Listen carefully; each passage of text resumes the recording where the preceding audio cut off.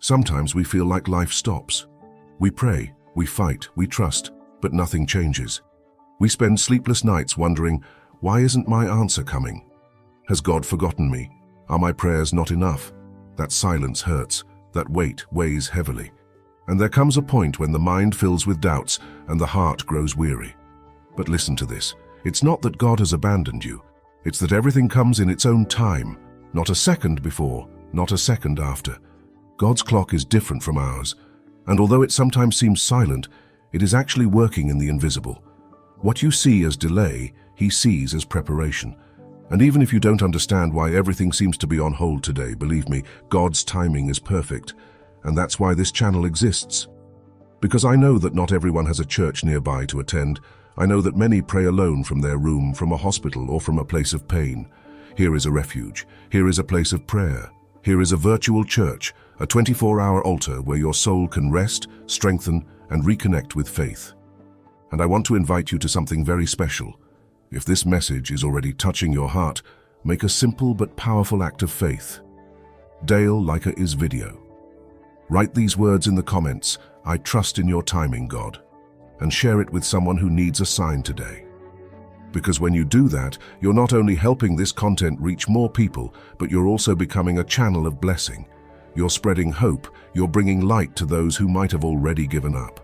And believe me, that's also part of God's purpose for you. How many times have you felt that everything around you is moving forward except you? Others get answers, others make progress, others seem to experience miracles, while you continue to wait in silence, wondering if you're doing something wrong. And the human clock drives us crazy. We measure life in seconds, minutes, deadlines, and opportunities we believe are lost. But God isn't guided by those clocks. He doesn't work out of anxiety, He works out of purpose. God's perfect timing is a mystery to the human heart because it clashes with our impatience. We want the answer now. We want the promise without going through the process. We want the harvest without going through the sowing. But the truth is that heaven has a different rhythm. And what today seems like a delay is actually a divine plan, because God doesn't rush ahead, but He doesn't lag behind either. He arrives precisely at the moment when what your heart desires matches what your character can sustain. Moses knew he was born with a purpose. As a baby, he was miraculously rescued from the waters, raised in Pharaoh's palace, and educated as an Egyptian prince. Everything pointed to him becoming a great man. But before leading the people of Israel, Moses had to wait 40 years in the desert tending sheep. Why so long? Because his character wasn't ready. Because the haughty prince had to become a humble servant. Because before carrying the staff of authority, he had to learn to hear God's voice in the silence of the desert. When Moses returned to Egypt, he was no longer the impulsive young man who had killed an Egyptian out of desperation. He was a man molded by God's perfect timing, ready to free an entire people. David was anointed king when he was just a boy tending sheep. The prophet Samuel pointed him out before his brothers and declared that he had been anointed with the royal anointing. And what happened next? Did he sit on the throne immediately? No, years and years of waiting.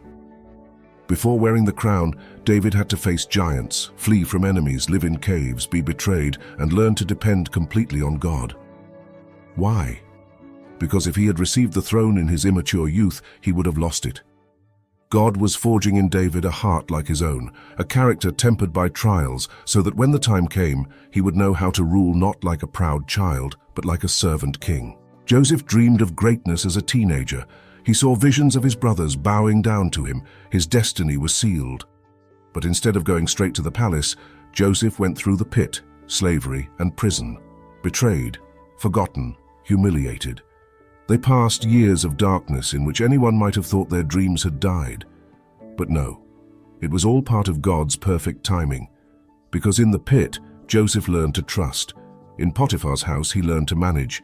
In prison, he learned to interpret dreams and depend solely on God's faithfulness. And when the clock in the sky struck the hour, Joseph emerged from prison in a single day to sit at Pharaoh's right hand. Do you see the pattern? Moses waited 40 years. David waited years after his anointing. Joseph waited decades from dream to palace. The promise was alive all along. God didn't forget any of them. But there was a process that couldn't be skipped. There was a precise time marked in heaven. And when that time came, nothing and no one could stop it. This is how it works in your life too. What seems like a delay today, tomorrow you'll understand was preparation. What hurts like a weight today, tomorrow will be your strength. What you don't understand now will one day reveal itself as the piece that completed the puzzle. Maybe today you are like Moses in the desert, thinking that your purpose is in the past. Maybe you're like David, anointed with promises but hiding in caves, waiting for what God has already said to come true. Maybe you're like Joseph, watching your dreams seem to die as the days turn into years. But listen carefully. If God promised it, He will fulfill it. And it won't be before or after, it will be at the right time. When your heart is ready, when your faith has matured, when your character can sustain the blessing, then it will come. Like this video as a way of saying to heaven, I agree, I trust you, God. So don't mistake God's silence for abandonment. Don't interpret waiting as forgetfulness. Waiting is heaven's workshop where your faith is refined. Ecclesiastes 3:1 reminds us that to everything there is a time, and to every purpose under heaven there is a season. It's no coincidence that you're hearing this today. It's confirmation that your story isn't on hold. It's being written. And when the time comes, you'll know it was worth every tear, every prayer, and every second of waiting. Many people believe that waiting on God means sitting still, arms crossed, as if heaven were an ATM that will one day release what we ask for without us having to do anything. But that is not the faith the Word speaks of.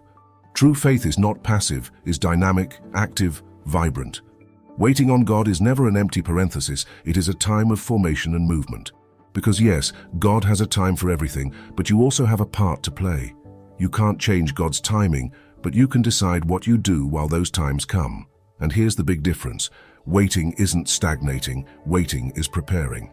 When someone says, I'm waiting on God, but spends their days complaining, not moving forward, not growing, not obeying, that's not faith. That's resignation in disguise.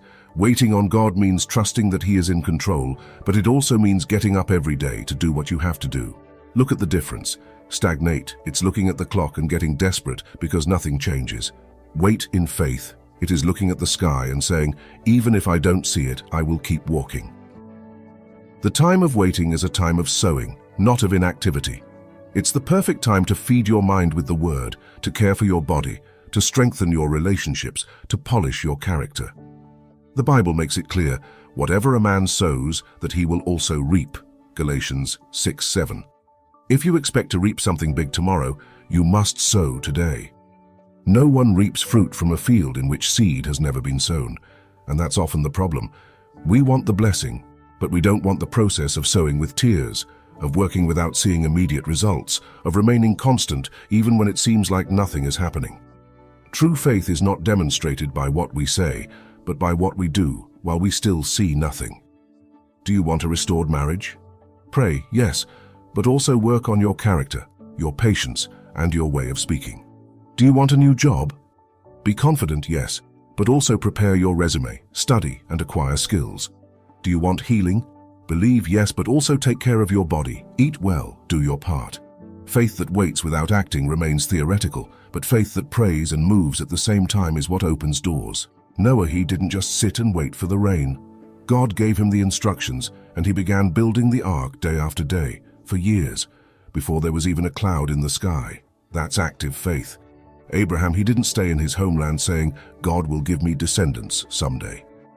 He packed his things, left his comfort zone, and walked into the unknown because he believed in a promise. That's active faith. The widow of Zarephath, he didn't say, if God wills, he will give me food. He prepared the cake for the prophet Elijah with his own hands, giving what little he had, trusting that the provision would come. And it came. That is active faith. Do you see the pattern? The faith that moves mountains is the one that pray and act at the same time. And now let me ask you, what are you doing while you wait? Are you strengthening your faith with prayer and reading the Word? Are you taking care of what God has already placed in your hands, or are you letting waiting become an excuse for inaction? Many people say, I'm waiting for a sign from God, when in reality they're hiding their fear of failure. They say, when God opens the door, I'll move, when in reality, God is already waiting for you to move at the door in front of you. Don't confuse faith with spiritual laziness. Faith is not waiting for everything to be perfect before acting. Faith is taking the step, even when you don't have all the answers. Faith is obeying in small things, even if you don't understand how the big things will come. Remember that God honors obedience, not comfort, and often that obedience means standing up to do the right thing when the easiest thing to do would be to stay put. If you are expecting a miracle in your family, start being a channel of peace and love yourself. A change in your finances, start by better managing what you already have, even if it is little. A greater purpose, be faithful in what seems small. Because while you do your part, God takes care of his. You act in the visible, he works in the invisible. You sow with faith, he prepares the harvest. So don't say, I have nothing to do until my blessing comes anymore. There's always something you can do today. Sow, learn, pray, serve, grow. Because every act of faith, however small, is preparing the ground for what's to come. James 2:17 sums it up clearly. Faith, if it does not have works, is dead, being alone. This means that your trust in God is measured not only by your words, but by your steps.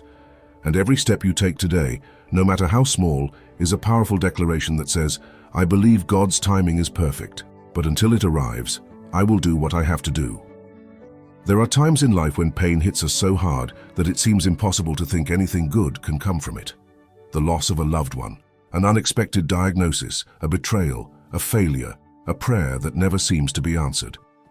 When you are in the middle of a storm, the most natural thing to do is to ask yourself, where is God in all of this? Why is this happening to me? And I understand. Pain clouds your vision, saps your strength, makes you feel like you're wandering aimlessly. But listen carefully. In God's hands, not a single tear is wasted. He is an expert at turning what hurts today into part of the purpose that will give meaning to your story tomorrow. Joseph, he cried in a well, he cried in slavery, he cried in an unjust prison, but every tear was a step toward his purpose. In the end, he was able to tell his brothers, you meant evil against me, but God meant it for good. Genesis 50:20. David, he spent entire nights fleeing from Saul, hiding in caves, betrayed by those who had once praised him. Why so much suffering if God had already anointed him king?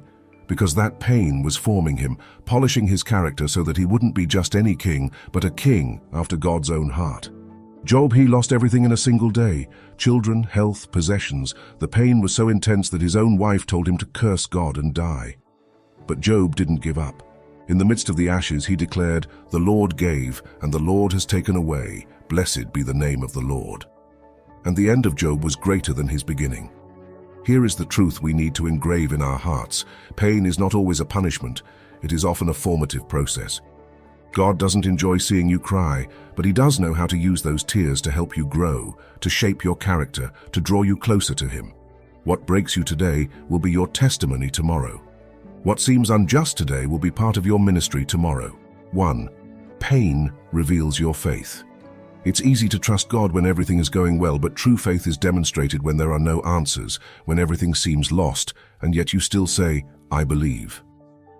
2. Pain develops compassion. Only someone who has cried can console with true empathy. Only someone who has been through the valley can reach out to another on the same path. 3. Pain connects you to purpose. Many ministries, missions, and callings were born in the midst of profound suffering. God uses your wounds as tools to lift others up. Maybe today you think that what you are experiencing makes no sense. That illness that won't go away. That betrayal that broke your heart. That failure you don't understand. But remember, what you see today as the end, God sees as part of the beginning of something new. Your pain won't be eternal. Your night won't last forever, and when dawn breaks, you'll see that each tear planted a seed that will bear fruit. That person who was rejected for a job ended up finding a much greater calling. That mother who mourned the loss of a child today comforts hundreds of women who have gone through the same thing. That man who went through financial failure learned to depend on God, and today helps others manage wisely. God wastes nothing, not the most hidden pain, not the deepest wound, not the most secret tear. Everything becomes material for his eternal purpose. The enemy wants you to believe that your pain is proof that God has forgotten you. He wants you to think that your story ended in that failure. But the word says otherwise. To those who love God, all things work together for good. He doesn't say some things. He doesn't say only the pretty ones. He says all. Even the ones that hurt, even the ones that seem unfair, even the ones you'd never understand on your own. 1. Don't isolate yourself. Talk to God, even if it's through tears. Silence and isolation only deepen the wound. 2. Don't be bitter. Don't let pain turn into resentment. Remember, God is working in the unseen. 3. Wait with faith. Believe that what seems like chaos today will be part of a perfect design tomorrow. Pain is never pleasant, but in God it always has a purpose. Remember the words of Romans 8:28. All things work together for good to those who love God. That means your wound will become a testimony, your process a message, your suffering a ministry.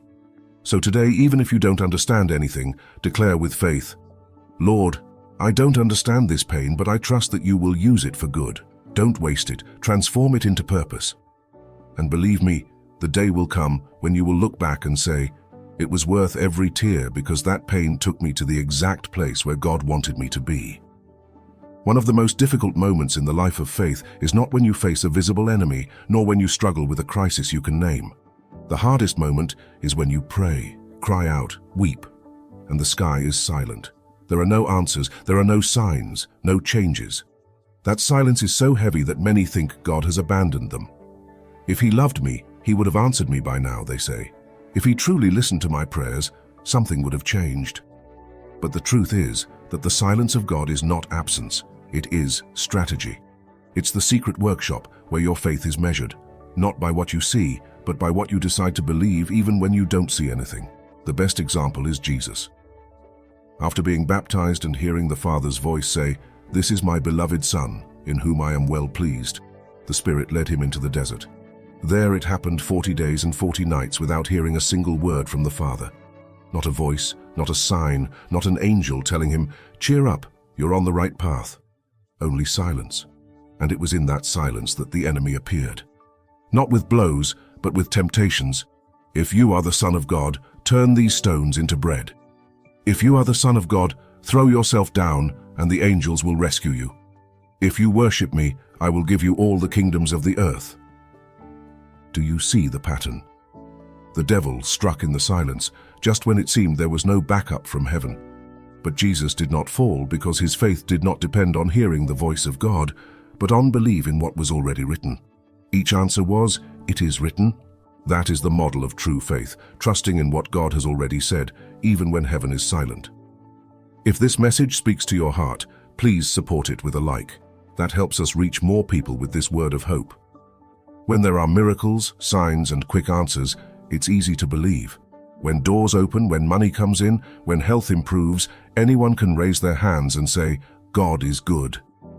But mature faith is not measured in days of abundance, it is measured in days of silence. True faith does not depend on emotions, it depends on convictions. Emotion says, "I believe because I feel." Conviction says, "I believe even if I feel nothing."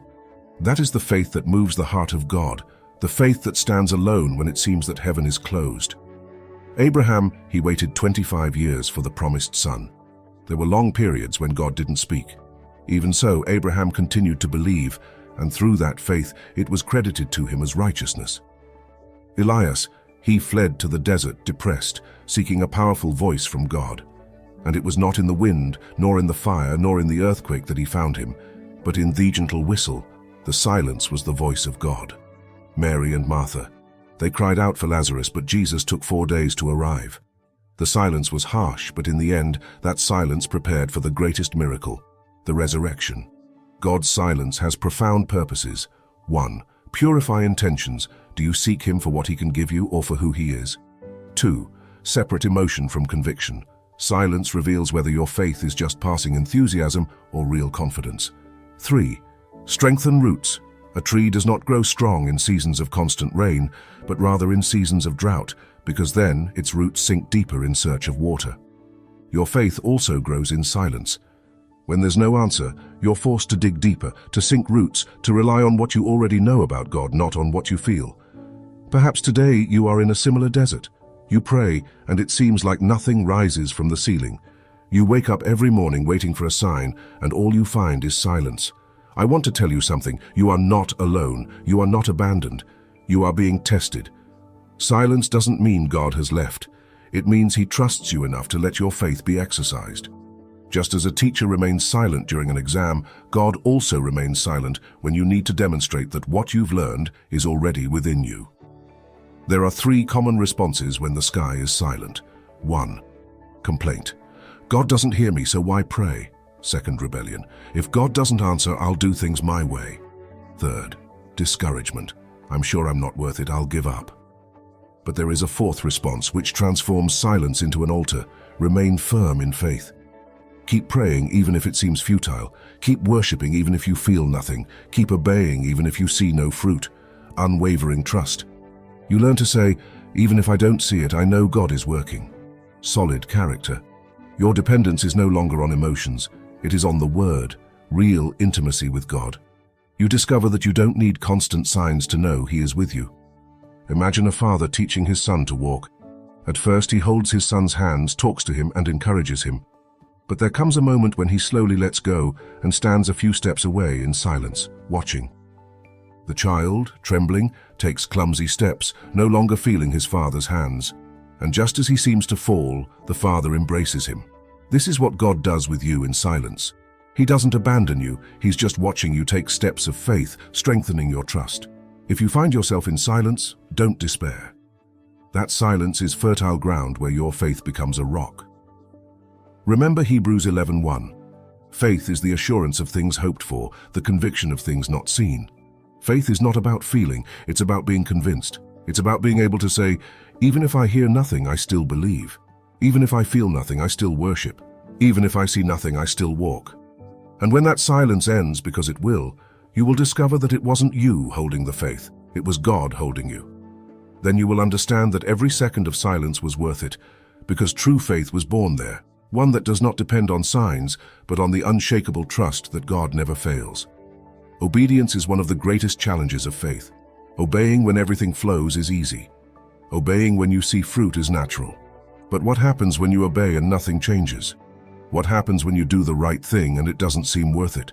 That's where many give up because they expect instant results. But the obedience that truly opens doors isn't the kind that relies on quick rewards, but the kind that perseveres, even in silence, even in tiredness, even without understanding everything. God honors those who continue to walk by faith, not those who obey only when convenient. God spoke to Noah and told him to build a gigantic ark in a place where it had never rained. It didn't make sense. The sky was blue. The neighbors mocked him. People called him crazy. Year after year he hammered wood, cut down trees, built walls, and nothing happened. Noah saw no clouds, no signs, no thunder. He heard only one word: make an ark. And he obeyed. Day after day, for decades, Noah continued to work. And when the time came, the rains fell, the waters rose, and the seemingly ridiculous ark became the refuge of salvation. That's the power of obedience. It opens invisible doors, prepares miracles that don't yet exist, and constructs answers that will only be visible in God's perfect timing. Abraham. He obeyed when he left his homeland without knowing where he was going. His obedience was the key that opened the door to an entire nation. Joshua and the people of Israel. They obeyed, silently circling Jericho. It didn't make sense, but on the 7th day the walls fell. Obedience brought down the impossible. Pedro, he obeyed Jesus' command to cast the net again, even though he had fished all night without success. His obedience resulted in a miraculous catch that overflowed the nets. Do you see the pattern? Obedience always precedes the miracle. First you take the step, then God opens the door. Often, obedience lacks human logic. God asks you, forgive when it still hurts. Continue planting when the soil appears dry. Pray when you don't see answers. Loving when you get nothing back. Remain faithful in a job, ministry, or relationship when the easiest thing to do would be to give up. And you know what? That's the ground where weak faith separates from mature faith. Obedience that does not depend on immediate results is what builds eternal foundations. 1. Build character. Every time you choose to obey, your heart is strengthened. 2. Open invisible doors. There are opportunities that are only activated when you demonstrate fidelity in the hidden. 3. Speak before heaven. Your obedience is a testimony that rises as an offering before God. 4. Protect promises. Obedience keeps you aligned to receive what you asked for without losing it. Galatians 6:9 says it clearly, "Let us not grow weary in doing good, for at the proper time we will reap a harvest if we do not give up." The greatest danger is not that God does not fulfill his promise, but that we do not fulfill our promise. Let us faint before our time. The enemy knows he can't stop what God has already decreed, so he tries to tire you out, discourage you, and distract you, so that you are the one who abandons the sowing. Maybe you've already been on the verge of letting go. Maybe you've thought, what's the point of praying if nothing changes? What's the point of forgiving if I get hurt again? What's the point of trying if no one acknowledges it? But listen to me. Every act of obedience counts, even if no one sees it. Every tear shed, every secret prayer, every right decision accumulates an eternal weight. Obedience isn't just doing things for the sake of doing things. It's not repeating empty rituals. True obedience is born of love and trust. Noah didn't build the ark because he wanted fame. He did it because he believed in the voice of God. Abraham did not leave his land to demonstrate religiosity. He did so because he trusted the promise. Peter did not cast the net out of routine.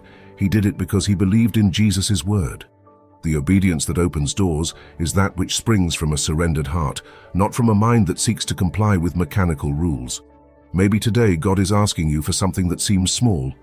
Forgive, be honest in your work, staying faithful in your marriage, continue serving in the little things, keep praying even if you don't feel anything. Do it. Because what seems insignificant now is the key that will open the door you've been waiting for. Think of a key. A key isn't big, spectacular, or flashy. It's a small piece of metal that often goes unnoticed, but at the right moment, that key opens a door that gives access to treasure, refuge, and opportunity. That's what obedience is like. It seems small, it seems unimportant, but at the right moment it will open the door that will change your life. Do not underestimate obedience. Don't tire of doing what's right, even if no one applauds you. Don't think your efforts are in vain, because every act of faithfulness is building an ark that will be your refuge on the day of the storm. Remember, obedience is the language of faith. Every time you obey, you are saying to God, I trust your word more than what I see. I trust your promise more than my circumstances. And when the perfect time comes, you will discover that the door that seemed closed opens by itself, because it was already being prepared by every step of obedience you took in the secret. So keep obeying, even if it hurts, even if it's difficult, even if it seems useless. Because behind that obedience is a miracle waiting to be revealed. One of the most destructive thoughts that attack our minds in faith is this: perhaps it is already too late. Perhaps the promise has already expired. Time passes, the years advance, and what you once passionately believed in now seems like a distant memory.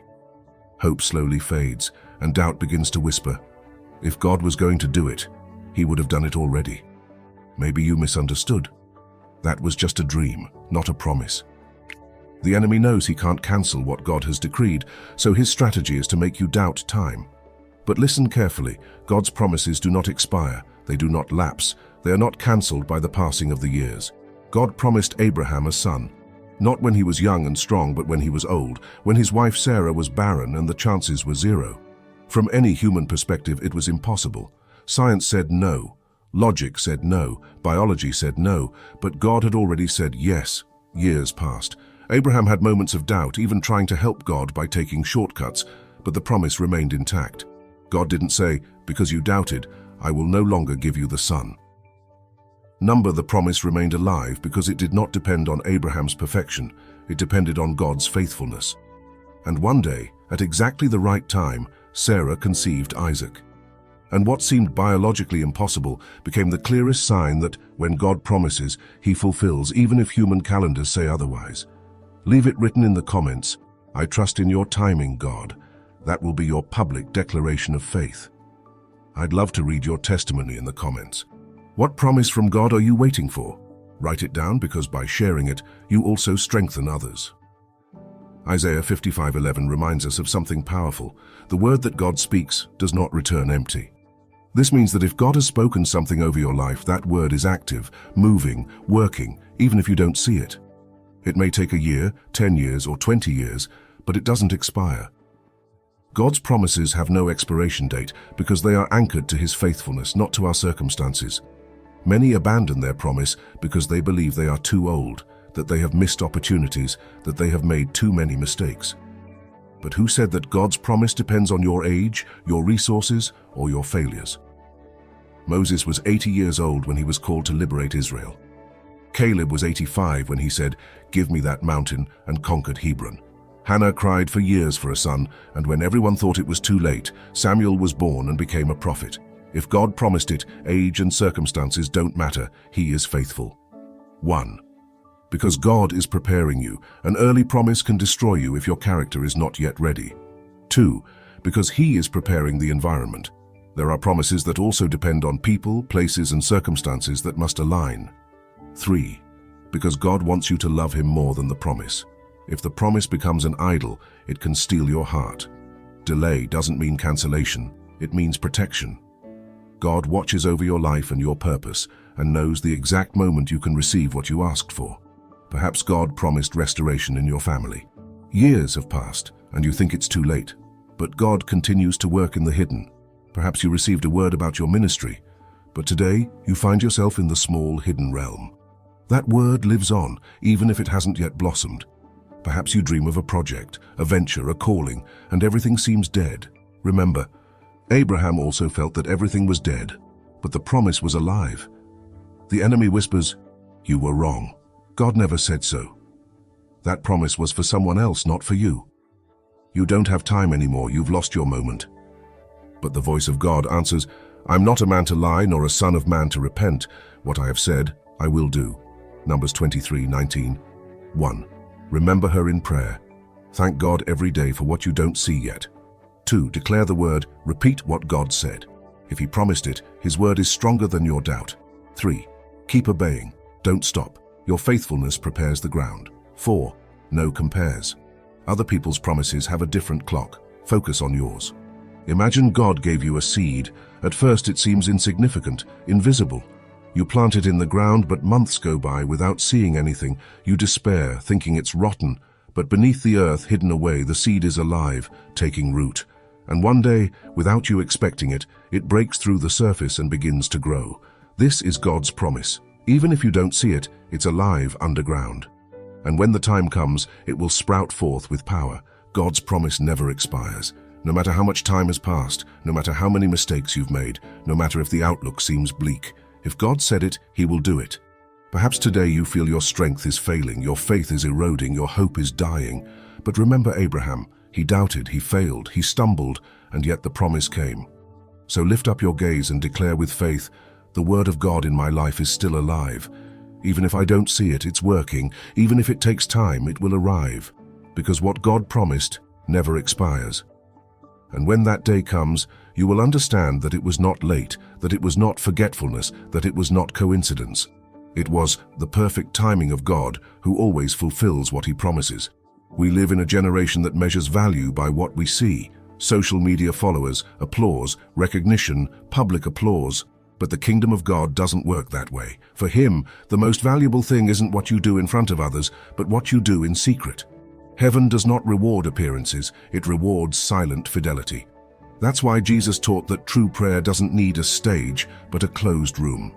True obedience doesn't seek applause, but the Father's gaze. Before becoming king, David spent years in obscurity. No one knew his name, no one saw him, no one recognized him. While his brothers were at war, he was out in the fields tending sheep. There in solitude, he killed a lion and a bear. There in secret, he learned to play the harp. There in silence, he cultivated a profound intimacy with God. No one was watching, no one was applauding, no one was celebrating. But the sky did see it. And the day came when all the secret work was revealed in public. When he faced Goliath, the young man who seemed insignificant was ready because he had been trained in the secret. That is the beginning of the kingdom. God forms in secret what will one day be manifested in public. Let us not forget that Jesus lived 30 years in anonymity before beginning his ministry. 30 years working as a carpenter in everyday life, without crowds, without visible miracles. Only after that time of secret formation did the Father present him publicly at the Jordan. "This is my beloved Son, in whom I am well pleased." The secret always precedes the public. True fruit always grows from the root hidden underground. 1. Praying when no one else knows. Talk to God in intimacy, without seeking recognition. 2. Obey without witnesses, doing the right thing even if no one applauds. 3. Sow in silence, serve, give, help, even if you don't receive gratitude. 4. Fight internal battles, resisting temptations in the occult, even if no one knows what you faced. Every tear shed alone, every prayer said in silence, every decision made without an audience, all of this weighs heavily in heaven. God's reward is not like that of men. When he decides to expose you, he does so not to inflate your ego, but to show the world what his grace can do to someone who was faithful in the hidden. He took David out of anonymity and made him king. He took Joseph out of prison and took him to the palace. He took Esther from being an unknown orphan and made her queen to save a people. Do you see the pattern? He who remains faithful in secret will be used in public. Many miss out on the reward because they can't stand the stage of anonymity. They want quick recognition, they want early exposure, they want to be seen before they're trained. But the danger of seeking visibility without process is that what wasn't worked on in secret collapses in the public eye. A weak character, an immature faith, a life without roots cannot withstand the pressure of exposure. That's why God hides you. Not because he's forgotten you, but because he's forming you. The secret is the gymnasium of the soul where invisible muscles are strengthened. Think of a tree. What sustains a tree are not its visible branches, but its hidden roots. The roots are invisible. No one applauds them, no one admires them. But they are what give stability in the storm. This is your spiritual life. Your roots in the secret, your prayers, your faithfulness, your obedience in the hidden, are what will sustain what God will do with you in public. God measures your heart in secret. Question: will you do the right thing even if no one sees it? Will you continue to pray even if you don't receive applause? Will you continue to sow even if no one recognizes it? If your motivation is human approval, you'll grow weary. But if your motivation is pleasing God, you'll endure. Today you may be in that invisible stage. You serve in silence. You work faithfully in a place where no one recognizes your efforts. You fight internal battles that no one knows about. You sow in tears without seeing fruits yet. Let me tell you for sure, God is seeing everything. He has counted every tear. He has heard every prayer. He has seen every act of faithfulness. And in his time, he himself will reward you publicly. Don't underestimate the secret. Don't think your efforts are invisible. Don't believe your obedience went unnoticed. Matthew 6:6 states it with power. Your Father who sees in secret will reward you openly. That's why he continues to pray in silence, continues to serve even if no one applauds him, continues to obey even if no one sees him. Because the day will come when God will open the curtains and show the world what he has been preparing with you in secret. And when that happens, it will not be to exalt you, but to exalt his faithfulness through your life. So embrace the process of anonymity, because that secret place is the stage where the most powerful testimonies are written. And remember, what you do in the secret world today will be the platform for what God will do in public tomorrow.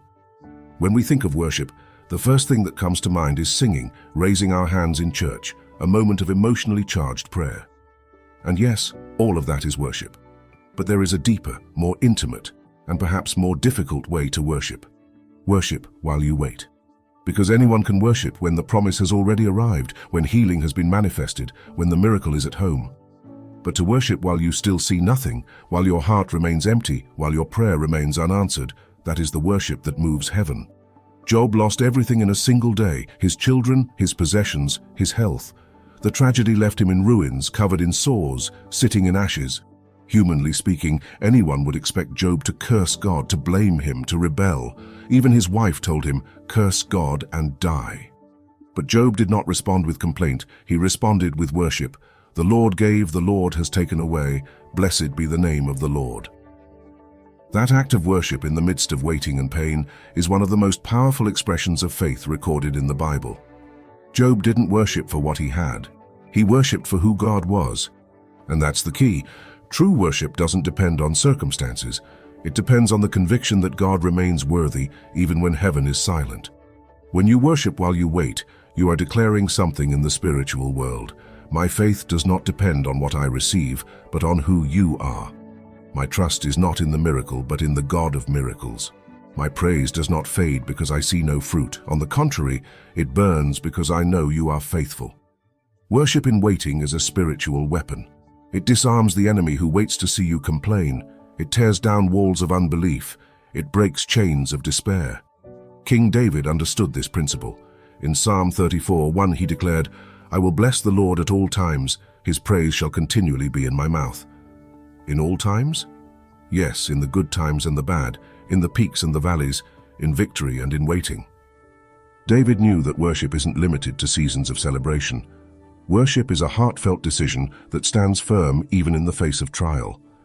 Every time you choose to raise your hands in the midst of uncertainty, you are building an altar in waiting. Every time you choose to sing, even though your eyes are filled with tears, you are offering a living sacrifice of faith. That invisible altar has incalculable value in heaven, because easy worship costs nothing, but worship in waiting costs tears, costs patience, costs surrender, and that's why it has eternal weight. 1. Your heart is strengthened. Worship reminds you of who God is and restores your peace. 2. The enemy is confused. He expects you to give up, but he finds a son who keeps praising you. 3. The spiritual environment changes. Your worship breaks the atmosphere of hopelessness. 4. Your faith matures. It no longer depends on emotions, but on a real relationship with the Father. Many, seeing no results, stop praying, stop singing, stop worshiping. They think, why continue if nothing changes? But therein lies the trap. To stop worshiping while waiting is to cut off the connection you need most. Remember, waiting is not dead time, it is altar time. Imagine a sower. After sowing his seed, he sees nothing in the ground. He could get frustrated and abandon the field, but instead every morning he sings as he waters the land, even though he doesn't see any fruit yet. The neighbors call him crazy. How can you sing when there's nothing? But he replies, I sing because I know that what I planted is alive underground. This is what worship in waiting looks like. Singing to God not because you see fruit, but because you know the seed of His promise is alive, even if it hasn't yet sprouted. Maybe you're in that season, waiting for an answer, a miracle, a change, and every day seems the same. Today I want to invite you to turn your waiting into worship. Now, even if you don't feel anything, sing even if your voice trembles, raise your hands even if you are tired. Declare, I will bless the Lord at all times, even when the times are hard. This worship does not go unnoticed in heaven. It is a fragrance that rises directly to the throne of God. Waiting is also worship, and that worship has a power you can't imagine. Because the day your miracle arrives, you will know that your victory did not begin with the answer. It began with every tear turned into song, with every prayer raised in the midst of emptiness, with every time you said, Lord, I praise you even though I still don't see anything. So decide today to worship in anticipation, not because you see, but because you believe, not because you feel, but because you know that God is faithful. And when the heavens open and the promise is fulfilled, you will look back and say, my adoration in waiting was the seed that prepared this miracle. We live in a society of immediacy. We want everything fast, quick answers, instant success, immediate gratification. And often that mentality carries over into our relationship with God. We want the promise now, the miracle now, the blessing now. And when it seems like it's taking too long, the temptation arises to look for shortcuts, to force doors, to manipulate circumstances to get what we so desire. But there is a great danger in that. Blessings obtained through anxiety rarely remain. What arrives prematurely may seem like a gift, but it turns out to be a burden. What seemed like an open door can turn into a trap in disguise. Proverbs 10:22 teaches us an eternal principle. When blessing comes from God and arrives in its perfect time, it does not add sadness. This means that what God gives you at the right time doesn't rob you of peace, doesn't leave you empty or bring hidden chains. On the contrary, it brings stability, purpose, and fulfillment. The difference is in the origin. What man obtains by shortcuts requires constant effort to sustain. What God delivers in His perfect time, He Himself sustains. Abraham Ishmael. God promised Abraham a son, but he and Sarah went ahead, seeking a shortcut with Hagar. The result was Ishmael, and with him came conflict, division, and pain. The true promise was Isaac, the son who arrived in God's perfect timing, and with him came blessed descendants, the people of Israel and the manna.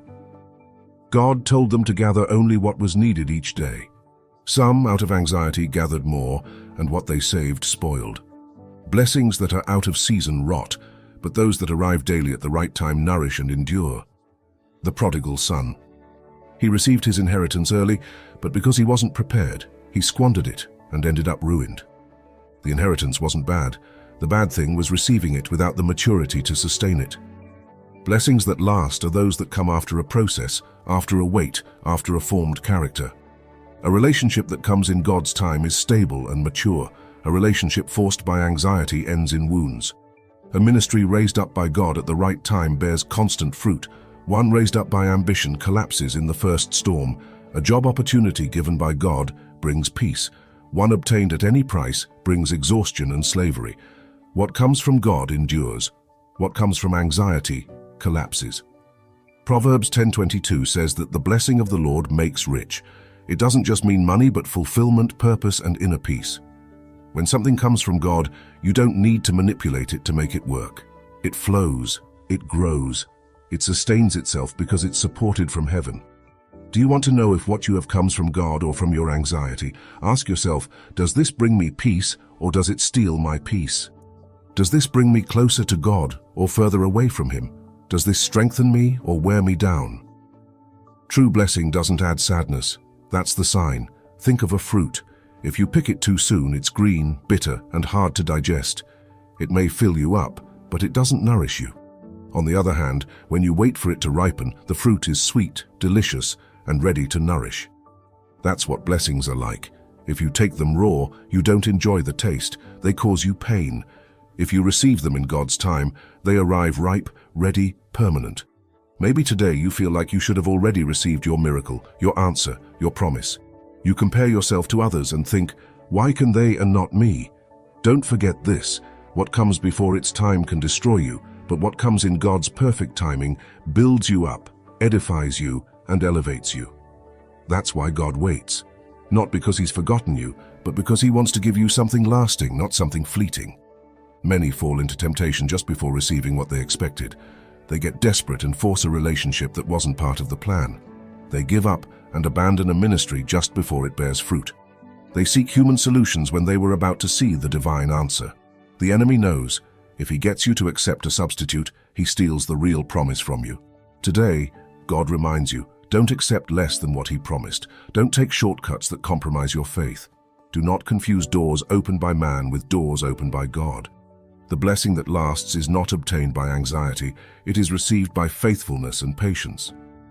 The blessing of Jehovah is what enriches and adds no sorrow. This means that when what you're waiting for arrives, you won't have to struggle to sustain it, because God Himself will sustain it. It will be a blessing that's ripe, ready, complete, without hidden chains. And when you hold it in your hands, you'll know it was worth every second of waiting, because it didn't come out of anxiety, it came out of faithfulness. So don't despair, don't look for shortcuts, don't accept substitutes, because what God has for you when it comes in its time will be so perfect that it will last forever. Keep praying, even if you don't see anything. Keep believing, even if you have no strength. Keep trusting, even if the silence hurts. Keep walking, even if the road seems dark. Keep sowing, even if there is no fruit yet. Keep praising, even if your eyes are full of tears. Because every step of faith you take today, no matter how small, is writing the story that you will one day joyfully bear witness to. Waiting is not a punishment, it is a school. Waiting is not a waste of time, it's training. Waiting is not a delay, it is preparation. Because while you think nothing is happening, God is forming character within you, refining your faith, and preparing your heart to sustain what He will one day give you. So change your perspective. Stop saying, I'm being held. Say instead, I'm being trained. Don't say, God forgot me. Say, God is preparing me. Now I want to invite you to pray with me. Close your eyes wherever you are and make this moment an altar. Lord, today I come before you with my burdens, my doubts, and my tiredness. I admit that I have often despaired while waiting.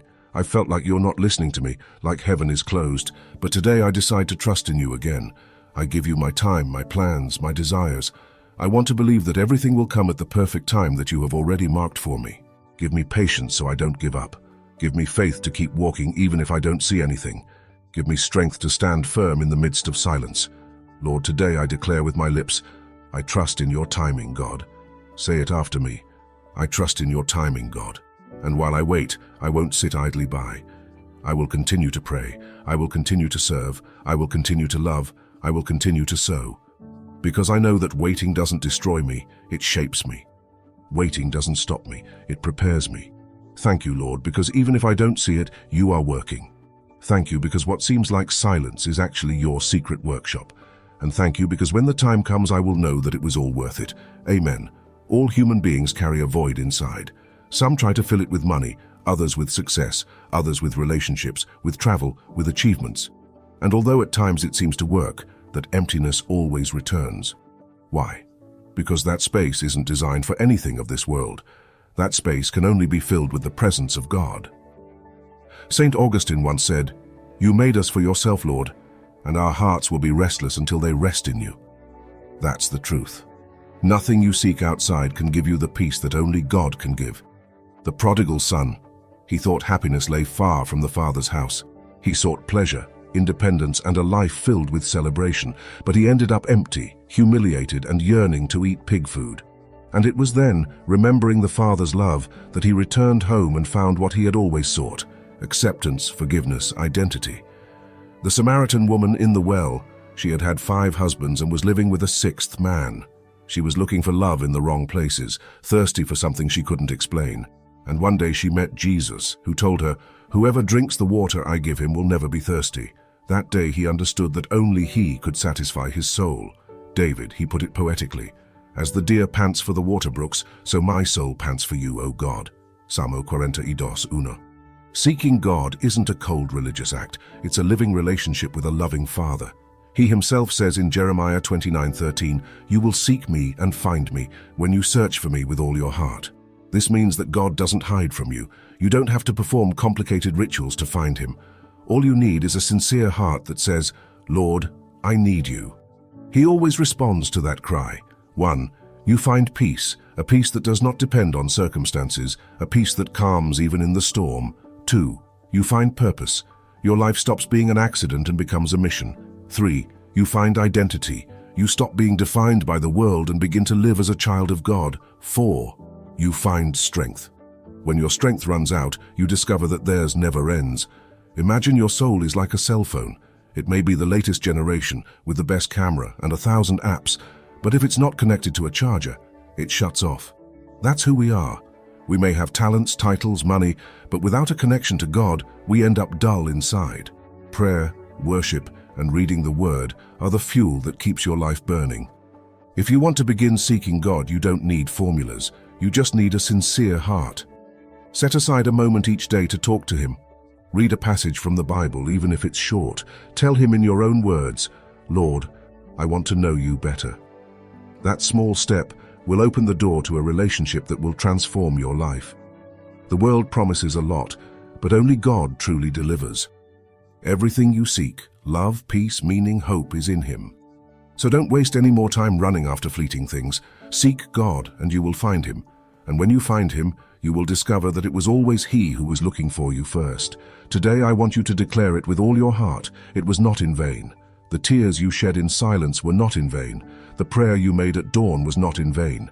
Not every act of obedience that no one saw was in vain. God is punctual. He doesn't arrive late, he doesn't arrive early. He arrives exactly when you need it. And when that day comes, you'll understand that every second of waiting was filled with purpose. So say it with me out loud: I trust in your timing, God. One more time: I trust in your timing, God. Now I want to invite you to be part of this family of faith. Leave it written in the comments as a public declaration of confidence. I trust in your timing, God.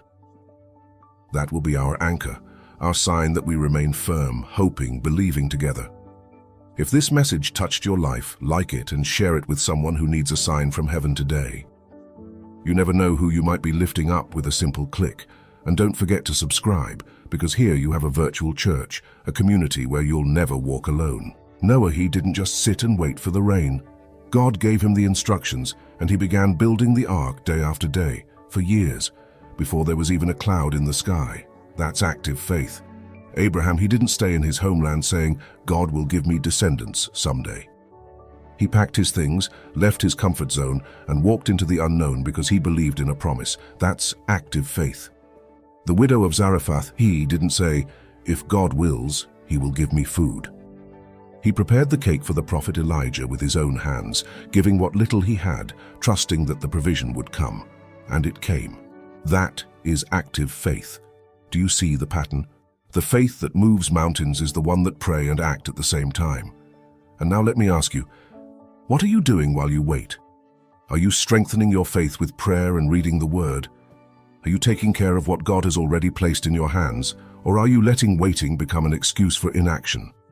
Many people say, "I'm waiting for a sign from God," when in reality they're hiding their fear of failure.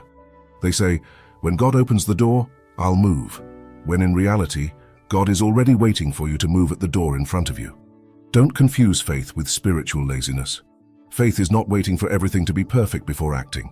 Faith is taking the step, even when you don't have all the answers. Faith is obeying in small things, even if you don't understand how the big things will come. Remember that God honors obedience, not comfort, and often that obedience means standing up to do the right thing when the easiest thing to do would be to stay put. If you are expecting a miracle in your family, start being a channel of peace and love yourself.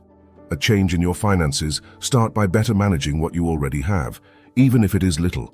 A greater purpose, be faithful in what seems small. Because while you do your part, God takes care of his. You act in the visible, he works in the invisible. You sow with faith, he prepares the harvest. So don't say, "I have nothing to do until my blessing comes" anymore. There's always something you can do today. Sow, learn, pray, serve, grow. Because every act of faith, however small, is preparing the ground for what's to come. James 2:17 sums it up clearly. Faith, if it does not have works, is dead, being alone. This means that your trust in God is measured not only by your words, but by your steps. And every step you take today, no matter how small, is a powerful declaration that says, "I believe God's timing is perfect, but until it arrives, I will do what I have to do." There are times in life when pain hits us so hard that it seems impossible to think anything good can come from it. The loss of a loved one, an unexpected diagnosis, a betrayal, a failure, a prayer that never seems to be answered. When you are in the middle of a storm, the most natural thing to do is to ask yourself, where is God in all of this? Why is this happening to me? And I understand. Pain clouds your vision, saps your strength, makes you feel like you're wandering aimlessly. But listen carefully. In God's hands, not a single tear is wasted. He is an expert at turning what hurts today into part of the purpose that will give meaning to your story tomorrow. Joseph, he cried in a well, he cried in slavery, he cried in an unjust prison, but every tear was a step toward his purpose. In the end, he was able to tell his brothers, "You meant evil against me, but God meant it for good." Genesis 50:20. David, he spent entire nights fleeing from Saul, hiding in caves, betrayed by those who had once praised him. Why so much suffering if God had already anointed him king? Because that pain was forming him, polishing his character so that he wouldn't be just any king, but a king after God's own heart. Job, he lost everything in a single day. Children, health, possessions. The pain was so intense that his own wife told him to curse God and die. But Job didn't give up. In the midst of the ashes, he declared, "The Lord gave, and the Lord has taken away. Blessed be the name of the Lord." And the end of Job was greater than his beginning. Here is the truth we need to engrave in our hearts. Pain is not always a punishment. It is often a formative process.